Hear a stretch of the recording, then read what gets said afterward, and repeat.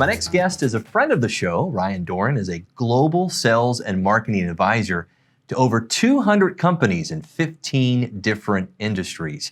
Here to give you some practical sales tips, Ryan Dohrn, welcome to the show again. Hey, Good to see you. Thanks for having me. I feel like it's old home week, back to the family here. So old home great. week, but in person now. Yes, We've had you via excellent. Zoom, so it's great to have you in studio. Yes. All right, number one mistake we make as sales reps. What's the one thing we're doing wrong? We act like salespeople. I mean, really, that really is the critical piece that so many people miss, Scott, is that people are fine with an advisor because advisors recommend things. Salespeople sell things. And what's interesting is SAP did a study not that long ago that 89% of sales of people out there, buyers, would rather go to the dentist than talk to a salesperson. Ouch. Okay, right? Ouch, exactly. So that's kind of sad if you really think about it, is that people out there that we're selling to would rather go get their teeth drilled than talk to us. And I think it's because so many folks out there just feel that salespeople are slimy or they're sleazy or they'll do anything to get a deal. And that's just not who I am. That's not who the people I coach are. It's not who most salespeople are. So I really try to encourage people to be a helper, be an advisor. Your brain should always be trained to, how can I help you? Thank you for this time. How can I help you? And if you phrase that in a way that you're always trying to be helpful, it tends to put people a little bit more at ease. But it's a huge mistake. Salespeople sell. Right. And because our bosses want us to sell. Gotta hit that quota. Exactly. But if you move into more of a helping mode, I find that people are softer, they're more reasonable to talk to you. Most people don't mind buying, they just hate being sold. Let's talk about cold calls, because I think that's a thing as salespeople we all hate. On the receiving end, we all hate it. Right. Can we avoid the cold sales call? Well, I don't know that you can avoid it as much as you can warm up the cold call. So what I'm doing now that I've really not done as much in the past is really utilizing LinkedIn. So I'm going to go on LinkedIn. If I'm going to sell Scott, what I'm going to do is go online and I'm going to try to connect with you on LinkedIn. I'm going to follow you on LinkedIn. I'm going to follow your company on LinkedIn. I'm going to like things that you share online. I'm going to share things that you put on LinkedIn with others. When your company does things, I'm going to share those as well. So what I'm doing is trying to become a known entity. Here's the problem with cold calling. There's this thing called stranger danger, okay? Right. And so your parents, hopefully, Scott, your parents taught you not to talk to strangers. Well, as adults, when you walk into a cocktail party or whatever, what you'll notice a lot is that people beeline to people that they know, because even as adults, stranger danger is very real. So what I encourage people to do and advise them to do is warm up those cold calls.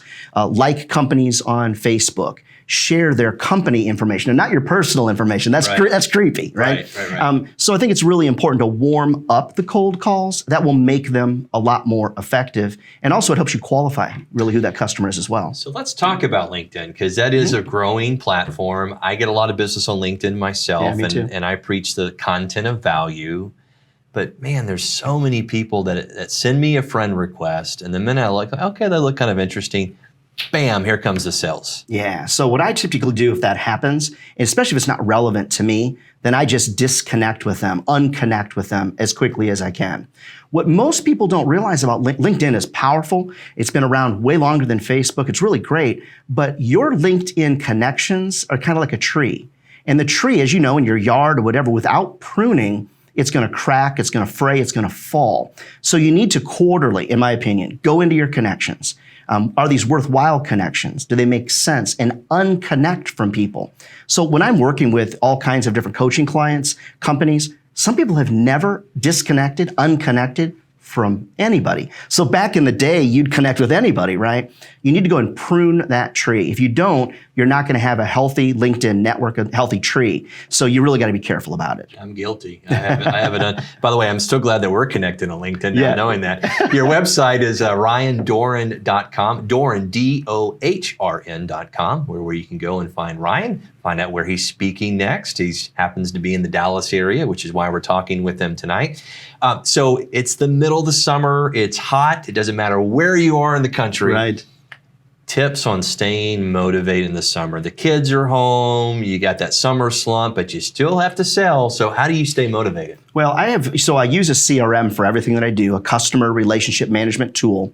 And there's days that even I wake up, as somebody that's pretty charismatic and I don't feel like selling. So within my CRM, within a Google Doc or whatever, is I'm always just going and working my lists. I realize if I just work the lists, I use quantity and quality, but quantity to my advantage, I'm going to come across somebody that's interested in talking. But the other thing that I do very often is I will call on people that I know like me. So when I'm having a bad day, I'll call people that I know like me. Now, I could call my mom. She does like me. But I'm calling clients that like me and getting motivated by using retention strategies. So a lot of times people don't work as hard to keep the business. That's right. As they did to get the business. So I encourage people to get on the phone with people that like you, change your patterns. Sometimes you're just in a bad pattern, especially if you're working from home. You get into a bad pattern. So change your coffee, change your music, change what you're wearing, change when you wake up. But the other thing is understanding that time management is critical. So I'm really a big fan of the Pomodoro technique, where you work for 25 minutes, then you take 5 minutes off. Then you work for another 25 minutes, you take 5 minutes off. I find that the human brain can focus for about 25 minutes, and then you kind of need to do something else. So sometimes people they wait too long, they try to focus too long on things, and you just get fatigued. Right. Your brain's kind of like a battery. And so sometimes the battery just needs to be recharged. The other thing is watch videos. Watch videos online, whether it's a Tony Robbins or a Ryan Dohrn or whatever, and try to find somebody that motivates you. And watch those videos every day, because there's going to be a little bit of charisma in there that should keep you motivated. Do you set a timer so that timer goes off and it's 25 minutes? Because I get in a project and it's like an hour passes. Yeah, so what I do is set my phone next to my computer, set it for 25 minutes. Now, what scientists tell us, Scott, is that people will see a countdown happening and their brain goes into bomb mode, meaning when that 25 minutes gets down to 1, your brain is like, oh my gosh, something bad's going to happen when it gets to 0. So you have a tendency to hyper-focus. But I want to be kind of clear with everybody that's watching too. You want to be careful. If that gives you anxiety, then don't do that. Yeah, if it's a trigger, yeah. Right.